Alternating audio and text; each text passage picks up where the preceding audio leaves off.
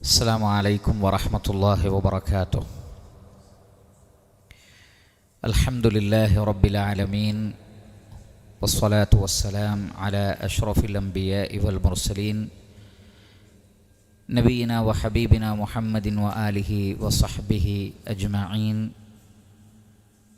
وعلى من تبعهم بإحسان إلى يوم الدين. أما بعد.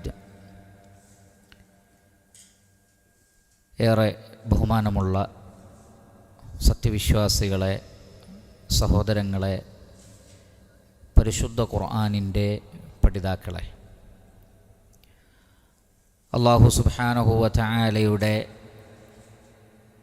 വളരെ വലിയ അനുഗ്രഹത്താൽ പരിശുദ്ധ ഖുർആനിലെ 54-ാം അധ്യായം സൂറത്തുൽ ഖമറിലെ 1 മുതൽ 8 വരെയുള്ള ആയത്തുകളാണ് കഴിഞ്ഞ ദർസിൽ നാം പഠിച്ചു മനസ്സിലാക്കിയത്. അൽഹംദുലില്ലാഹ്.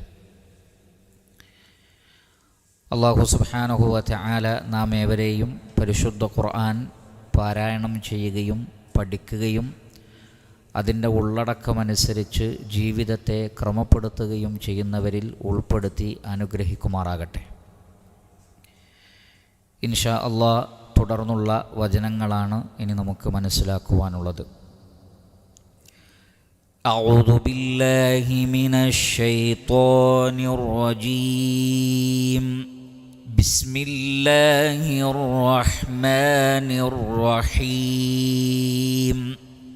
كذبت قبلهم قوم نوح فكذبوا عبدنا وقالوا مجنون وازدجر فدعا ربه أني مغلوب فانتصر ففتحنا أبواب السماء بماء منهمر وفجرنا الأرض عيونا فالتقى الماء على أمر قد قدر وحملناه على ذات ألواح ودسر تجري بأعيننا جزاء لمن كان كفر ولقد تركناها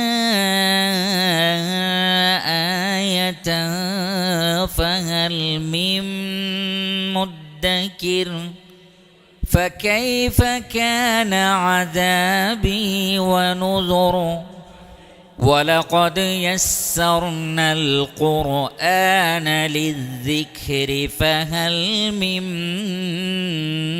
مدكر كذبت قبلهم. കദ്ദബ എന്ന് പറഞ്ഞാൽ കളവാക്കുക. കദ്ദബ യുകദ്ദിബു തക്ദീബൻ. കദ്ദബത് ഖബ്ലഹും, ഇവർക്ക് മുമ്പ് കളവാക്കിയിട്ടുണ്ട്. ഖൗമു നൂഹിൻ, നൂഹിൻ്റെ ജനത. ഖൗമ് ജനത, നൂഹിൻ്റെ ജനത അലൈഹി സ്വലാത്തു വസ്സലാം. ഫകദ്ദബു, അങ്ങനെ അവർ കളവാക്കി. അബ്ദന, നമ്മുടെ അടിമയെ അവർ കളവാക്കി. വഖാലു, അവർ പറയുകയും ചെയ്തു, മജ്നൂനുൻ, ഭ്രാന്തനാണ്, മജ്നൂനാണ്, ഭ്രാന്തനാണ് എന്നവർ പറഞ്ഞു. വസ്ദുജിറ, അദ്ദേഹം അകറ്റപ്പെടുകയും ചെയ്തു. ഇസ്ദജറ എന്ന് പറഞ്ഞാൽ ഐ സജറ. ഇസ്ദജറ ഐ സജറ. യസ്ദജിറു ഇസ്ദിജാറൻ, മാറി നിൽക്കുക, വിട്ടുനിൽക്കുക എന്നൊക്കെയാണ് അതിൻ്റെ അർത്ഥം. വലഖദ് ജാഅഹും മിനൽ അംബാഇ മാ ഫീഹി മുസ്ദജർ. ഈ അധ്യായത്തിൽ തന്നെ നമ്മൾ പഠിച്ചിട്ടുണ്ട്. വിട്ടുനിൽക്കാൻ പ്രേരിപ്പിക്കുന്ന വാർത്തകൾ അഥവാ തിന്മയിൽ നിന്ന്. അപ്പോൾ വസ്ദുജിറ, അതിൻ്റെ മജ്ഹൂൽ വസ്നാണ്. വസ്ദുജിറ, അദ്ദേഹം അകറ്റപ്പെട്ടു, ആട്ടി ഓടിക്കപ്പെട്ടു.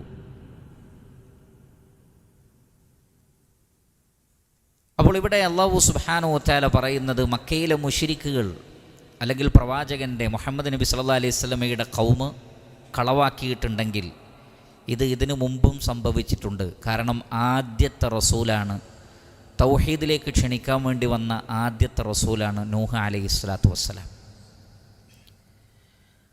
അതുകൊണ്ട് തന്നെ ഇത് റിസാലത്തിൻ്റെ ആദ്യ കാലഘട്ടത്തിൽ തന്നെ ഉള്ളതാണ് എന്ന് മുഹമ്മദ് നബി സല്ലല്ലാഹു അലൈഹി വസല്ലമയെ ആശ്വസിപ്പിക്കൽ ഇതിലുണ്ട്. നബി സല്ലല്ലാഹു അലൈഹി വസല്ലമയെ ആശ്വസിപ്പിക്കൽ ഇതിലുണ്ട്. അതോടൊപ്പം തന്നെ സത്യനിഷേധികൾക്കുള്ള ഒരു താക്കീത്, ഒരു തഹ്ദീദ്, ഒരു തഹദീർ അതും ഇതിൽ വരുന്നുണ്ട്.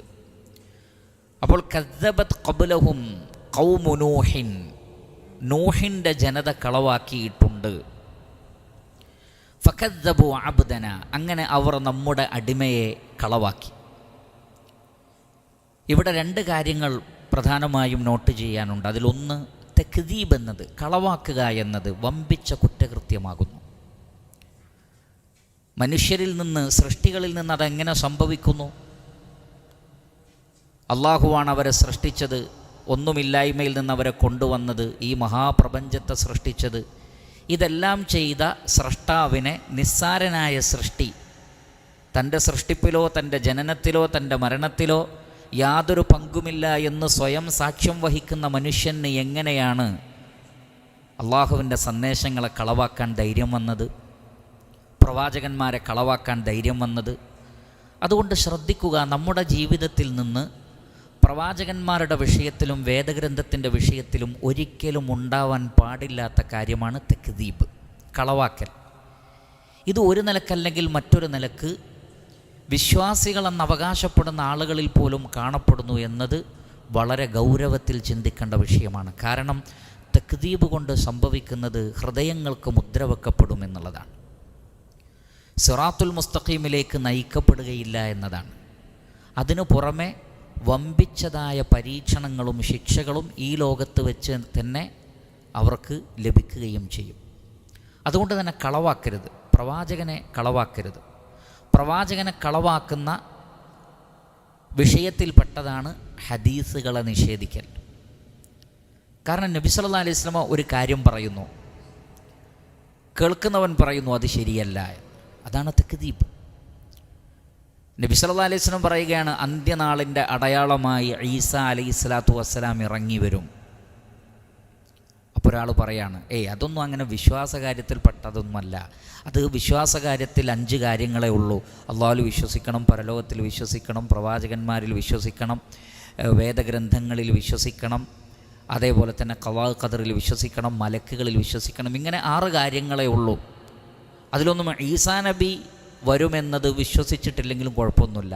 ദജ്ജാല് വരും എന്ന് റസൂലുള്ളാഹി സ്വല്ലല്ലാഹു അലൈഹി വസല്ലം പറയാണ്, ദജ്ജാല് വരും ലോകാവസാനത്തിന് അടയാളം. അപ്പോൾ ഒരാൾ പറയാം, അതൊന്നും അങ്ങനെ ബുദ്ധിക്ക് യോജിക്കുന്നതല്ല, അല്ലെങ്കിൽ അതൊന്നും അംഗീകരിക്കേണ്ട ആവശ്യമില്ല, വിശ്വാസ കാര്യങ്ങളിൽ പ്രധാനപ്പെട്ടതിൽ ഇതൊന്നും പറഞ്ഞിട്ടില്ല എന്ന് നബിയുടെ മുഖത്ത് നോക്കി ഒരാൾ പറയുമ്പോൾ അതെങ്ങനെയുണ്ടാകും? നബിയാകട്ടെ വമാ യൻതിഖു അനിൽ ഹവാ ഇൻ ഹുവ ഇല്ലാ വഹ്യുൻ യൂഹ, വഹീൻ്റെ അടിസ്ഥാനത്തിലല്ലാതെ നബി സല്ലല്ലാഹു അലൈഹി വസല്ലം സംസാരിക്കുന്നില്ല. ആ നബിയോട് പറയുകയാണ്, ഇന്നെന്ന കാര്യങ്ങളൊന്നും ഞങ്ങൾക്ക് തൽക്കാലം അംഗീകരിക്കാൻ ബുദ്ധിമുട്ടുണ്ട്, ബാക്കി ചില കാര്യങ്ങളൊക്കെ അംഗീകരിക്കാമെന്ന് പറയുന്നത് ശുദ്ധമായ തക്ദീബാണ്. അത് നബി ജീവിച്ചിരിക്കുമ്പോൾ നബി സല്ലല്ലാഹു അലൈഹി വസല്ലമയുടെ സദസ്സിൽ വെച്ച് നബിയുടെ മുഖത്ത് നോക്കി പറയുന്നത് പോലെ തന്നെയാണ് അത്തരം വിഷയത്തിലുള്ള കുറ്റമറ്റ ഹദീസുകൾ നമ്മുടെ കൈകളിൽ വന്നു കഴിഞ്ഞാൽ ആ ഹദീസുകളെ നിഷേധിക്കൽ, ഖുർആനിൽ പറയപ്പെട്ട മുഅ്ജിസാത്തുകളെ നിഷേധിക്കൽ. അതങ്ങനെയൊന്നുമല്ല, അതിങ്ങനെയായിരിക്കും, കാരണം സയൻസ് തെളിയിക്കാത്തതുകൊണ്ട്. ഇങ്ങനെ തുടങ്ങി തക്ദീബ് എന്നുള്ളത്, ഒരാളെ കളവാക്കുക എന്നത്, അതാകട്ടെ പ്രവാചകനാകുന്നു, അള്ളാഹുവിൽ നിന്നുള്ള സന്ദേശവുമായി വന്ന ഒരു റസൂലിനെ കളവാക്കുക എന്നത് വമ്പിച്ച തെറ്റാണ്. അതുകൊണ്ട് പരിശുദ്ധ ഖുർആനിൽ ധാരാളം സ്ഥലങ്ങളിൽ പറയപ്പെട്ട, കുഫറിൻ്റെ കൂടെ പറയപ്പെട്ട, അതിൻ്റെ പര്യായമായി പറയപ്പെട്ട വേർഡാണ് തക്ദീബ്, കളവാക്കുക. അത് ശ്രദ്ധിക്കേണ്ട ഒരു കാര്യമാണ്. രണ്ടാമത് ഇവിടെ പറയുന്നത് ഫകദ്ദബു അബ്ദന, അവിടെ പ്രയോഗിച്ചു എൻ്റെ റസൂലിനെ എന്ന് പോലും പറയാതെ അബ്ദന, എൻ്റെ അടിമയെ നിഷേധിച്ചു. കാരണം നൂഹ് അലൈഹിസ്സലാത്തു വസ്സലാം ഒന്നാമത്തെ റസൂൽ. ഇനി മുഴുവൻ റസൂലുകളാകട്ടെ, ആ റസൂലുകളൊന്നും തന്നെ സ്വന്തം നിലക്ക് ഒരാശയം കൊണ്ടുവന്നവരേയല്ല. മറ്റുള്ളവരെ പോലെ അള്ളാഹുവിൻ്റെ അടിമകളാണവർ. അള്ളാഹു അവരെ പ്രത്യേകം തിരഞ്ഞെടുത്തു. അതുകൊണ്ടാണ് നബി സല്ലല്ലാഹു അലൈഹി വസല്ലമക്ക് ഖുർആൻ നൽകിയതിനെക്കുറിച്ച് പറഞ്ഞതും എന്താണ്? ഇൻ കുൻതും ഫി റൈബിൻ മിമ്മാ നസ്സൽന അലാ അബ്ദിന. എൻ്റെ അടിമയാണ്, ഞാൻ പറഞ്ഞയച്ചതാണ്. അതാണ് അബ്ദുഹു വ റസൂലു. ആദ്യം അബ്ദായിരുന്നു, പിന്നെ റസൂലായി തിരഞ്ഞെടുത്തതാണ്. അതുകൊണ്ട് നിങ്ങളെപ്പോലെ തന്നെയുള്ള അടിമയാണ്. പക്ഷേ നാം ദിവ്യ സന്ദേശം നൽകിയിരിക്കുന്നു. ആ ദിവ്യ സന്ദേശം നൽകിയ നമ്മുടെ അടിമയെ അവർ കളവാക്കി. അതും അള്ളാഹുവിന് അവരോടുള്ള ഇഷ്ടം കാണിക്കൽ അതിലുണ്ട്. അതോടൊപ്പം ഇത് അവരുടെ വകയല്ല എന്ന് പറയൽ അതിലുണ്ട്. ആ നിലക്ക് അവരെ കളവാക്കുക എന്നത് ഗുരുതരമായ തെറ്റാണ് എന്ന് പറയലും അതിലുണ്ട്. അങ്ങനെ അവർ കളവാക്കിയതിൻ്റെ ഒരടയാളമായിരുന്നു വഖാലു, അവർ പറയുകയും ചെയ്തു, മജ്നൂനുൻ, ഭ്രാന്തനാണ്. ജുനൂൻ എന്ന് പറഞ്ഞാൽ ബുദ്ധിക്ക് മറവ് സംഭവിക്കലാണ്, ബുദ്ധി മറഞ്ഞു പോവലാണത്. ഒരു മറവ് ബുദ്ധിക്ക് ഉണ്ടാവുക. ജന്ന എന്ന് പറഞ്ഞാൽ മറയുക, മറയ്ക്കുക എന്നൊക്കെയാണ് അർത്ഥം.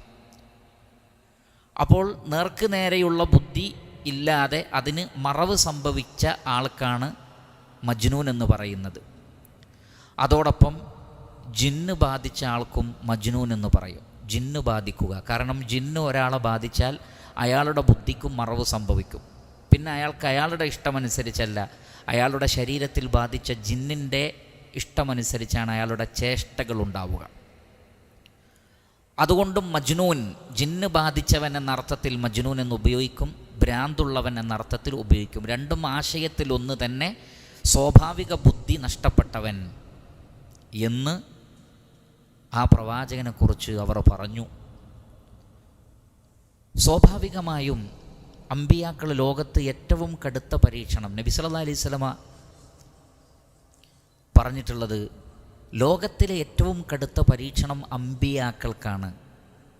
അതിൽ തന്നെ അതിനേക്കാൾ കൂടുതൽ പരീക്ഷണം അതിൽ എനിക്കാണ് ഉണ്ടായിട്ടുള്ളത്.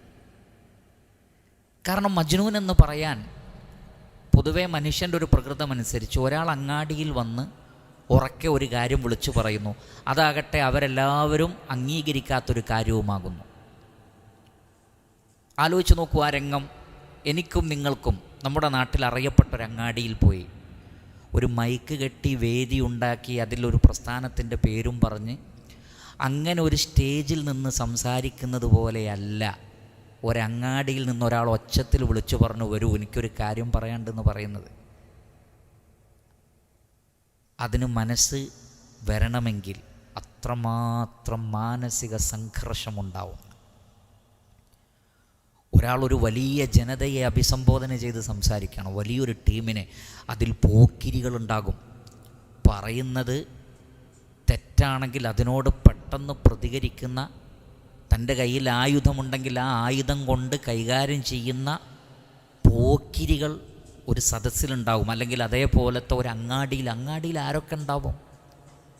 അവരേതെല്ലാം കോലത്തിൽ പ്രതികരിക്കും. പക്ഷേ അവിടങ്ങളിൽ ചെന്ന് ലാ ഇലാഹ ഇല്ലല്ലാഹ് എന്ന് പറയുക എന്നത് കടുത്തൊരു പരീക്ഷണം തന്നെയാണ്. അത് അമ്പിയാക്കൾക്കുള്ള പരീക്ഷണമാണ്. യാ അയ്യുഹൽ മുദ്ദസ്സിർ ഖും ഫഅൻദിർ, ഓ പുതപ്പിട്ട് മൂടിക്കിടക്കുന്നവനെ എഴുന്നേൽക്കൂ എന്നിട്ട് താക്കീത് നൽകും. അങ്ങനെ ഉക്കാളയിലും ദുൽമജാസിലും ആളുകൾ കൂടുന്നിടത്തൊക്കെ നബി സല്ലല്ലാഹു അലൈഹി വസല്ലം പോയി തൗഹീദ് പറയാമെന്ന് പറഞ്ഞാൽ ഭയങ്കര കാര്യമാണ്. എല്ലാ റസൂലുകളും ചെയ്തത് വലിയ കാര്യമാണ്. മൂസാ അലൈഹി സ്വലാത്തു വസ്സലാം ആരുടെ അടുക്കൽ പോയിട്ടാണ് ലാ ഇലാഹ ഇല്ലല്ലാഹ് എന്ന് പറയുന്നത്? ഫിർഔനിൻ്റെ കൊട്ടാരത്തിൽ പോയിട്ട്. എത്രമാത്രം ഭയപ്പാടുണ്ടാകും! കാരണം ആ ഫിർഔനിനെ പേടിച്ചിട്ടാണ് ഫഖറജ മിൻഹാ ഖായിഫൻ യതറഖബ്, പേടിച്ചിട്ടും താനെ ഏത് നിമിഷവും പിടികൂടാം. അതാണ് യതറഖബ് എന്ന് പറഞ്ഞാൽ. ഏത് നിമിഷവും തന്നെ അന്വേഷിച്ച് കണ്ടെത്താമെന്ന പേടിയിലാണ് മൂസാ നബി മദിയനിലേക്ക് പോകുന്നത്. അതേ മൂസാ അലൈഹി സ്വലാത്തു വസ്സലാമയോട് 8 വർഷം മദിയനിൽ നിന്നതിന് ശേഷം, അല്ലെങ്കിൽ 10 വർഷം പൂർത്തിയാക്കിയതിന് ശേഷം അല്ലാഹു സുബ്ഹാനഹു വ തആല പറയുകയാണ്, ഫിർഔനിൻ്റെ അടുക്കലേക്ക് പോകണം. ഇദ്ഹബാ ഇലാ ഫിർഔന ഇന്നഹു തഗാ. ഫിർഔൻ്റെ അടുക്കലേക്ക് പോകണം, കാരണം അവൻ വലിയ അതിക്രമിയായിരിക്കുന്നു എന്നാണ്. അപ്പോൾ ഒരാൾക്ക് പോകാനുള്ള പ്രേരണയെ തടയാണ് ചെയ്യുന്നത്. വലിയൊരു പോക്കിരിയാണ്, അവൻ്റെ അടുത്തേക്ക് പോവരുത് എന്നല്ലേ പറയുക. അള്ളാഹു നേരെ തിരിച്ചാ പറയുന്നത്, വമ്പിച്ച പോക്കിരിയും അക്രമിയുമാണ്, അതുകൊണ്ട് അവൻ്റെ അടുക്കലേക്ക് പോകണം. അപ്പോൾ മൂസ അലൈഹി സ്വലാത്തു വസ്സലാമും ഹാറൂൻ അലൈഹി സ്വലാത്തു വസ്സലാം പറഞ്ഞു, അള്ളാഹുവേ പേടിയാകുന്നു. കാരണം എങ്ങനെയാണ് അവൻ്റെ അടുക്കലേക്ക് പോകുക? മാത്രമല്ല, എന്നെക്കുറിച്ചൊരു ആരോപണമല്ല, ഇങ്ങനെ ഒരു കൊല നടന്നിട്ടുണ്ട്, സംഭവിച്ചിട്ടുണ്ട്. അതിൻ്റെ ഒരു പ്രതികാരവും ഫിർഔനിൻ്റെ മനസ്സിലുണ്ട്. ഈ രണ്ട് കാരണങ്ങളാൽ ഞാൻ എങ്ങനെ പോകും? അല്ലാഹു സുബ്ഹാനഹു വ തആല പറഞ്ഞു, ലാ തഖാഫ ഇന്നനി മഅകുമ അസ്മഉ വ അറാ. എല്ലാം കേട്ടും കണ്ടും നിങ്ങളുടെ രണ്ടാളുടെ കൂടെ ഞാനുണ്ട്, അതുകൊണ്ട് പേടിക്കണ്ട, പോയിക്കോളൂ. എന്നാലും മനുഷ്യൻ എന്നുള്ള നിലക്ക് അത്തരം ഒരു സാഹചര്യത്തിലേക്ക് പോവുക എന്നുള്ളത് കടുത്ത പരീക്ഷണമാണ്. അപ്പോൾ അങ്ങാടികളിൽ നിന്നുകൊണ്ടും മറ്റുമൊക്കെ ഈ നിലക്ക് വിളിച്ചു പറയുക എന്നുള്ളത് വലിയ പരീക്ഷണമാണ്. ചിലരെ പറഞ്ഞേക്കാം, ഇവന് ഭ്രാന്താണ്, അങ്ങനെ പറയും.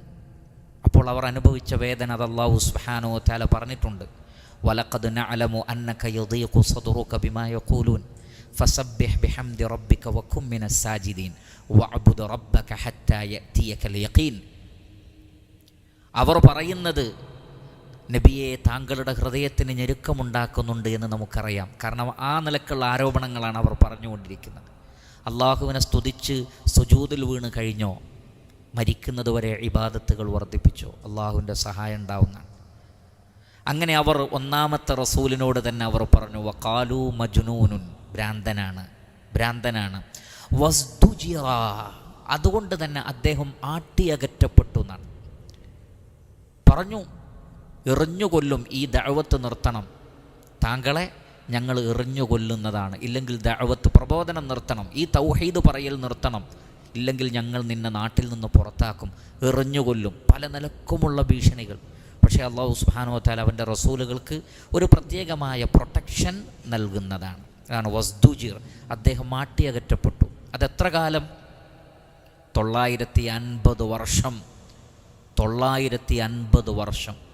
നമുക്ക് ഊഹിക്കാനോ സങ്കല്പിക്കാനോ വിശ്വസിക്കുവാനോ പറ്റാത്ത അത്രയും വലിയ മാനുഷികമായ കരുത്തും സബറും കാലഘട്ടവും. അങ്ങനെ 950 വർഷത്തിന് ശേഷമാണ് ഒരു ദുആ വരുന്നത് തന്നെ. ഫദഅ റബ്ബഹു, അങ്ങനെ അദ്ദേഹം തൻ്റെ റബ്ബിനെ വിളിച്ചു എന്നാണ്.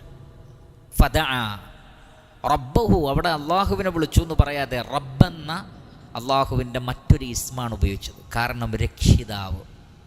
റബ്ബ് എന്ന് പറഞ്ഞാൽ രക്ഷിതാവ്. ഇനി രക്ഷിക്കണേന്ന് പറയാൻ രക്ഷിതാവല്ലാതെ വേറെ ആരാണുള്ളത്? അതുകൊണ്ടാണ് ദുആയിൽ ഏറ്റവും കൂടുതൽ ഉപയോഗിക്കേണ്ടുന്ന ഒരു ഇസ്മാണ് അള്ളാഹുവിൻ്റെ റുബൂബിയത്തിനെ കാണിക്കുന്ന ഇസ്മ. അതാണ് റബ്ബ്. ഖുർആനിൽ റബ്ബി, റബ്ബന, റബ്ബി ഹബ്ലി മിനസ് സാലിഹീൻ, റബ്ബന ആതിനാ ഫിദ്ദുനിയ ഹസന, റബ്ബന ലാ തുസിഗ് ഖുലൂബന ബഅദ ഇദ് ഹദൈതന. ഇങ്ങനെ റബ്ബി ഔസിഅനി അൻ അഷ്കുറ നിഅമതക അല്ലതി അൻഅംത അലൈ, ഖാല റബ്ബി ശറഹ് ലി സദ്രി. റബ്ബ് റബ്ബ് റബ്ബ്, കാരണം അത് റബ്ബിൻ്റെ റുബൂബിയത്തിനെ കാണിക്കുന്നു. ഞാനാണ് രക്ഷാധികാരി, ഞാനാണ് പ്രപഞ്ചത്തിൻ്റെ അധികാരി. എന്നോട് ദുആ ചെയ്താൽ ഞാൻ കൃത്യമായ നടപടി സ്വീകരിക്കും. അതുകൊണ്ടാണ് ഫദഅ റബ്ബഹു. അത് സൂറത്ത് നൂഹിൽ പറയുന്നുണ്ടോ, റബ്ബി ലാ തദർ അലൽ അർദി മിനൽ കാഫിരീന ദയ്യാറ. അവിടെ റബ്ബ് എന്നാണ് വിളിച്ചത്. ഫദഅ റബ്ബഹു, അദ്ദേഹം തൻ്റെ റബ്ബിനെ വിളിച്ചു ദുആ ചെയ്തു. എന്താ പറഞ്ഞത്? അന്നി മഗ്ലൂബുൻ, അല്ലാഹുവേ ഞാൻ കീഴ്പ്പെടുത്തപ്പെട്ടിരിക്കുന്നു. നാനാ ഭാഗത്തു നിന്നും വിമർശനങ്ങളും കുത്തുവാക്കുകളും ഉപദ്രവങ്ങളുമായി അദ്ദേഹവും നൂഹ് അലൈഹി സ്വലാത്തു വസ്സലാമയിൽ വിശ്വസിച്ച വളരെ കുറഞ്ഞ എണ്ണത്തിലുള്ള മുസ്ലിമീങ്ങൾ, ആ മുസ്ലിമീങ്ങളെ അവർ പീഡിപ്പിച്ചുകൊണ്ടേയിരുന്നു. അതാണ് അന്നി മഗ്ലൂബുൻ. ഗലബ എന്ന് പറഞ്ഞാൽ അതിജയിക്കുക എന്നാണ്. ഗലബ യഗ്ലിബു ഗൽബൻ വഗലബൻ വഗലബതൻ. അതിൻ്റെ മസ്ദർ 3 രൂപത്തിലാണ്: ഗൽബൻ വഗലബൻ വഗലബതൻ. അന്നി മഗ്ലൂബുൻ, ഞാൻ കീഴ്പ്പെടുത്തപ്പെട്ടിരിക്കുന്നു റബ്ബേ, ഫൻതസിർ, അതിനാൽ നീ രക്ഷാ നടപടി സ്വീകരിക്കണമേ. നസ്ർ എന്ന് പറഞ്ഞാൽ സഹായം, ഇൻതസറ എന്ന് പറഞ്ഞാൽ രക്ഷാ നടപടി സ്വീകരിക്കുക. ഇൻതസറ യൻതസിറു ഇൻതിസാറൻ, രക്ഷാ നടപടി സ്വീകരിക്കൽ. എങ്കിൽ ഫൻതസിർ, നീ നിൻ്റെ അടിമയെ രക്ഷിക്കാനുള്ള നടപടികൾ സ്വീകരിക്കണമേ. നീ നിൻ്റെ അടിമകളെ അഥവാ നിന്നിൽ വിശ്വസിച്ച വിശ്വാസികളെ രക്ഷിക്കാനുള്ള നടപടി സ്വീകരിക്കണമേ. നിൻ്റെ മതത്തെ, തൗഹീദിനെ, ഇസ്ലാമിനെ രക്ഷിക്കാനുള്ള നടപടി നീ സ്വീകരിക്കണമേ. അതാണ് ഫൻതസിർ. അത് കേവലമുള്ള ഒരു സഹായമാണ് ചോദിക്കുന്നതെങ്കിൽ ഫൻസുർ, ഫൻസുർ നീ എന്നെ സഹായിക്കണമെന്നാണ് പറയാം. അവിടെ വ്യക്തിപരമായ ഒരു സഹായം എന്നതിനപ്പുറത്ത് തഫ്സീറുകളിൽ കാണുന്നത് ഇൻതസിർ ദീനക്, നിൻ്റെ ദീനിനെ റബ്ബേ സംരക്ഷിക്കാനുള്ള നടപടി സ്വീകരിക്കണമെന്നാണ്. നൂഹ് അലൈഹി സ്വലാത്തു വസ്സലാം പോലും ഇവർക്കെതിരിൽ പ്രാർത്ഥിച്ചത് എന്തിനാണ്?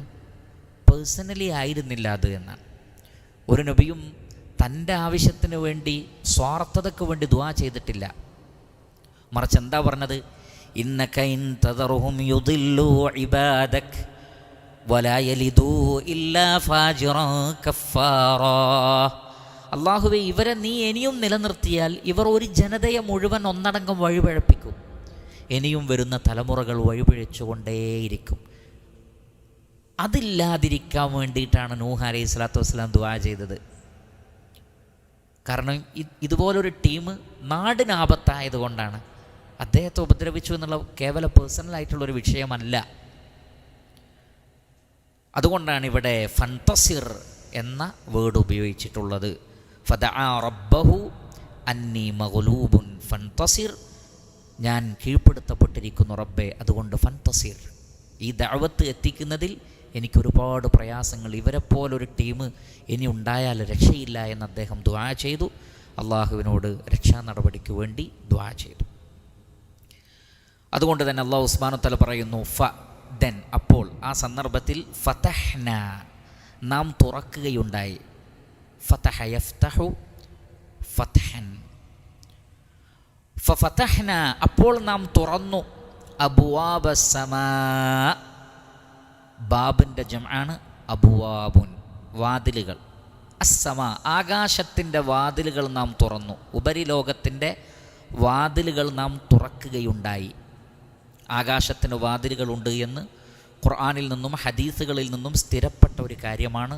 ധാരാളം വാതിലുകൾ ഉപരിലോകത്തേക്കുണ്ട്. മലക്കുകൾക്ക് ഇറങ്ങി വരാനും കയറാനും, അള്ളാഹുവിൻ്റെ അമ്രുകൾ ഇറങ്ങി വരാനും കയറാനും, അതേപോലെ തന്നെ അള്ളാഹുവിൻ്റെ ഉപരിലോകത്തു നിന്നുള്ള ശിക്ഷകൾക്ക് വരാനും കയറിപ്പോകാനുമുള്ള മആരിജുകൾ അത് ആകാശലോകങ്ങൾക്കുണ്ട്. ചില മലക്കുകൾ അതിൽ നിന്ന് ചില പ്രത്യേക വാതിലിലൂടെ വന്നിട്ടുണ്ട്. ആ വാതിൽ അതിനു മുമ്പും അതിനു ശേഷവും തുറക്കപ്പെട്ടിട്ടില്ല എന്നാണ്. അങ്ങനെ ചില വാതിലുകളുണ്ട്. അങ്ങനെ ആകാശലോകത്തിന് ഒരുപാട് വാതിലുകളുണ്ട്. ആ വാതിലുകൾ അള്ളാഹു തുറന്നത് എങ്ങനെയാണ്? ബിമാ ഇൻ, വെള്ളം കൊണ്ട് തുറന്നു. എങ്ങനെയുള്ള വെള്ളം? മുൻഹമിർ. ഇൻഹമറ എന്ന് പറഞ്ഞാൽ സാല ബിഖുവ, അതിശക്തമായി ഒഴുകുന്നതിനാണ് ഇൻഹമറ എന്ന് പറയാം. ഇൻസബ്ബ, ഇൻസകബ, ഇൻസബ്ബ, ശക്തമായി ചൊരിയുക.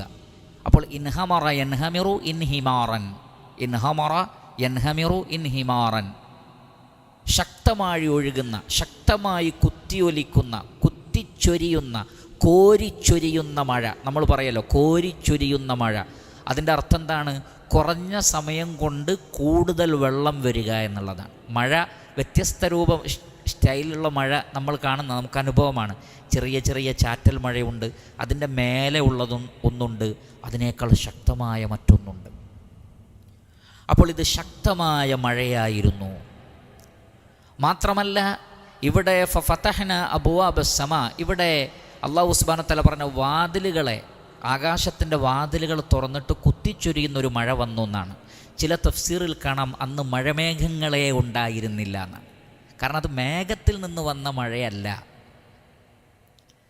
അതിനപ്പുറത്ത് ഉപരിലോകത്തൊരു മഴ, ഉപരിലോകത്ത് വലിയ ജലാശയമുണ്ട്.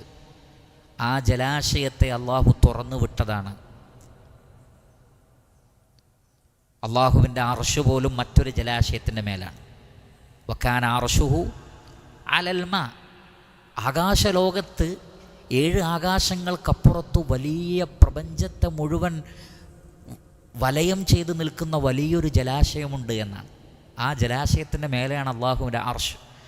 അത് ഖുർആനിലും സ്ഥിരപ്പെട്ടതാണ്, ഹദീസിലും സ്ഥിരപ്പെട്ടതാണ്. അങ്ങനെയൊന്ന് ആകാശലോകത്തുണ്ട്. എന്നാൽ ആ വെള്ളത്തിൽ നിന്നാണ് ഇത് എന്ന് നാം തീർച്ചപ്പെടുത്തി പറയുന്നില്ല. മറിച്ചു നാം അറിയാവുന്ന പ്രതിഭാസപ്രകാരം തന്നെ ഉപരിലോകത്ത് തങ്ങി നിൽക്കുന്ന ഒരു വലിയ ജലാശയ ലോകമുണ്ട്. മേഘങ്ങളെ കൊണ്ട് മഴ പെയ്യിപ്പിക്കാനും മേഘങ്ങളില്ലാതെ മഴ പെയ്യിപ്പിക്കുവാനും കഴിവുള്ളവനാണ് അല്ലാഹു സുബ്ഹാനഹു വ തആല. ഇതങ്ങനെയായിരുന്നു എന്നാണ്. അതുകൊണ്ടൊരു മേഘത്തിൽ നിന്ന് വരുന്ന സ്റ്റൈലായിരുന്നില്ല എന്നാണ്. ബിമാ ഇൻ മുൻഹമിർ, എവിടെ നിന്നോ എന്തോ തുറന്നു വിട്ടതുപോലെയായിരുന്നു എന്നാണ്. അള്ളാഹു കാത്തുരക്ഷിക്കുമാറാകട്ടെ. തീർന്നില്ല. വഫജ്ജർനൽ അർള ഉയൂന. ഫജ്ജറ യുഫജ്ജിറു തഫ്ജീറ. ഫജ്ജറ എന്ന് പറഞ്ഞാൽ പൊട്ടിപ്പിളരുക എന്നാണ്. ഇൻഷഖ. വഫജ്ജർനൽ അർള ഫജ്ജറ യുഫജ്ജിറു തഫ്ജീറൻ. വഫജ്ജർനൽ അർള, ഭൂമിയെ നാം പൊട്ടിപ്പിളർത്തി. എങ്ങനെ? ഉയൂനൻ, ഉറവകളും അരുവികളുമായി. ഐൻ എന്ന് പറഞ്ഞാൽ ഉറവ, അരുവി. ഉറവയിൽ നിന്നാണ് അരുവി ഉണ്ടാകുന്നത്. ഉയൂൻ, ഐനുൻ ജംഉഹു ഉയൂനുൻ. അരുവികളും ഉറവകളും. ഇവിടെ ഉറവകളാണ് ഉദ്ദേശം. വഫജ്ജർനൽ അർള ഉയൂനൻ. എത്രത്തോളം എന്ന് ചോദിച്ചാൽ വഫാറത്തൻ നൂർ, അടുപ്പിൽ നിന്ന് വരെ ഉറവ് പൊട്ടിയെന്നാണ്. യഥാർത്ഥത്തിൽ അടുപ്പ്, മനുഷ്യൻ തീ കത്തിക്കാൻ വേണ്ടി ഉപയോഗിക്കുന്ന അടുപ്പ് ഉറവയുടെ സ്ഥലമല്ല, അവിടെ തീയിൻ്റെ സ്ഥലമാണ്. മൗദി ഉന്നാർ, തീയുടെ സ്ഥലത്ത് നിന്ന് പോലും അള്ളാഹു വെള്ളത്തെ കൊണ്ടുവന്നു എന്നാണ്.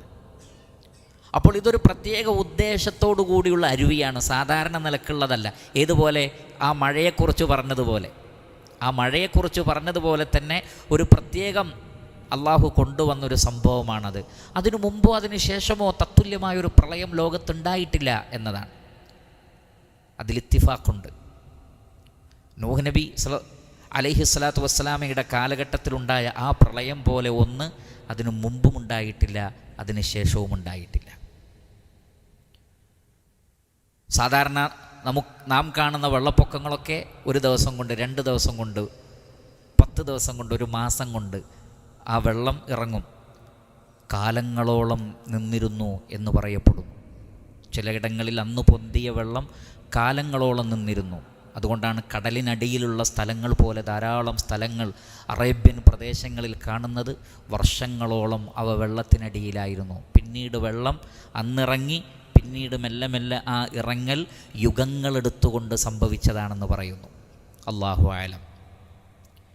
അങ്ങനെ ഫൽതഖൽ മാഉ, വെള്ളം കണ്ടുമുട്ടി. ഇൽത്തക്ക എന്ന് പറഞ്ഞാൽ ഒന്നിലധികം ആളുകൾ ഉണ്ടാകുമ്പോഴേ, അല്ലെങ്കിൽ ഒന്നിലധികം ഉണ്ടാകുമ്പോഴേ ഇൽത്തക്ക എന്ന വേർഡ് ഉപയോഗിക്കുള്ളൂ. ഇൽത്തക്ക, യൽത്തഖി, ഇൽത്തിഖാൻ, കണ്ടുമുട്ടുക. അപ്പോൾ വെള്ളം കണ്ടുമുട്ടി, അവിടെ ജംആയിട്ട് തന്നെ ഉപയോഗിച്ചത്. അവിടെ മാഇന് ജംഇൻ്റെ അർത്ഥമാണ്. വെള്ളം കണ്ടുമുട്ടി. ഏതാണ് ഈ കണ്ടുമുട്ടിയത്? ഒന്ന് ആകാശലോകത്ത് നിന്ന് വന്നതും മറ്റൊന്ന് ഭൂമിയിൽ നിന്ന് വന്ന ഉറവയും. രണ്ടും കൂടി ഭൂമിയുടെ പ്രതലത്തിൽ സമ്മേളിച്ചു എന്നാണ്. ഫൽതഖൽ മാഉ അലാ അംരിൻ, ഒരു കാര്യത്തിൽ അവർ ഒരുമിച്ചുകൂടി, സമ്മേളിച്ചു. ഖദ് ഖുദിറ, അത് നേരത്തെ തന്നെ. ഖദ് പാസ്റ്റിൽ ഒരു കാര്യം സംഭവിച്ചതിനെക്കുറിച്ച് പറയാൻ വേണ്ടി ഉപയോഗിക്കുന്ന, തീർച്ചയായും സംഭവിച്ചൊരു കാര്യത്തെക്കുറിച്ച് ഉപയോഗിക്കുന്ന വേർഡാണ് ഖദ് ഖുദിർ. ഖദറ യഖ്ദിറു ഖദറൻ, കണക്കാക്കുക, ഖദറാക്കുക. ഖദ് ഖുദിർ, അത് കണക്കാക്കപ്പെട്ട കാര്യമാണ്. എവിടെ? ഫി അൽ-ലൗഹിൽ മഹ്ഫൂദ്. ലൗഹുൽ മഹ്ഫൂദിൽ അള്ളാഹു നേരത്തെ തന്നെ ഖദറാക്കിയ വിഷയമാണ്. ആ ഖദറാക്കിയ ആ വലിയ ജലപ്രളയം, അതാണ് അല അമ്ര എന്ന് പറഞ്ഞത്. അവിടുത്തെ അമ്ര ആ വലിയ പ്രളയമാണ്. ആ വലിയ പ്രളയമാകുന്ന കാര്യം നേരത്തെ തന്നെ അള്ളാഹു ഖദറാക്കിയതാണ്. വമ്പിച്ചതായ ആ ഒരു നാശനഷ്ടം അള്ളാഹു സുബ്ഹാനഹു വ തആല നേരത്തെ ഖദറാക്കിയതാണ്. ഈ പ്രളയത്തെ സംബന്ധിച്ച് തൗറാത്തിലും ഇഞ്ചീലിലും ധാരാളം പരാമർശങ്ങളുണ്ട്. ഈവൻ ലോകത്ത് സംഭവിച്ച ആ ഒരു മഹാപ്രളയം ഹൈന്ദവ വേദഗ്രന്ഥങ്ങളിലും നിറഞ്ഞു നിൽക്കുന്നുണ്ട്. ഹൈന്ദവ ഗ്രന്ഥങ്ങളിലും സമാനമായി ലോകത്ത് നടന്ന, യുഗങ്ങൾക്ക് മുമ്പ് നടന്ന വലിയ പ്രളയത്തെക്കുറിച്ചുള്ള വ്യക്തമായ സൂചനകളുണ്ട്.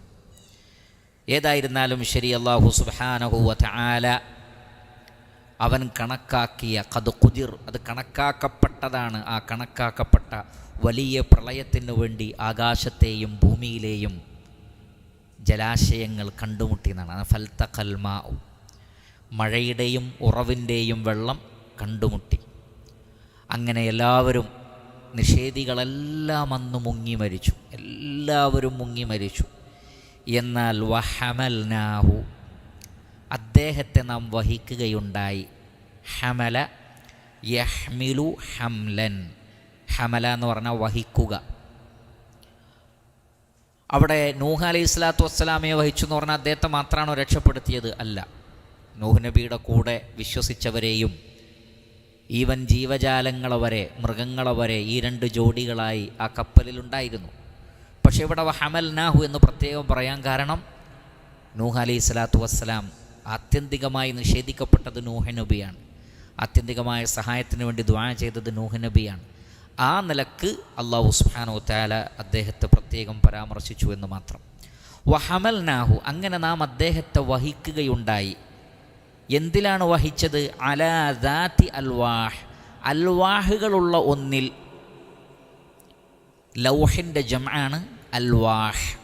ലൗഹ് എന്ന് പറഞ്ഞാൽ പലക, പലകകൾ, മരപ്പലകകൾക്ക് ലൗഹ് എന്ന് പറയും. അതിൻ്റെ ജംആണ് അൽവാഹുൻ, മരപ്പലകകൾ ഉള്ള ഒന്നിൽ. അതേപോലെ തന്നെ വദുസുർ, ദുസുർ എന്ന് പറഞ്ഞാൽ ദിസാറിൻ്റെ ജംആണ് ദുസുർ. ദിസാറിൻ്റെ ജംആണ് ദുസുർ. എന്താണ് ദിസാർ എന്ന് പറഞ്ഞാൽ? അദ്ദിസാറു മിസ്മാറുൻ മുഹദ്ദദു ത്വറഫൈനി യുദമ്മു ബിഹി ലൗഹുൻ ഇലാ ആഖർ ബിഇദ്ഖാലി ത്വറഫൈഹി ഫിൽ ലൗഹൈൻ.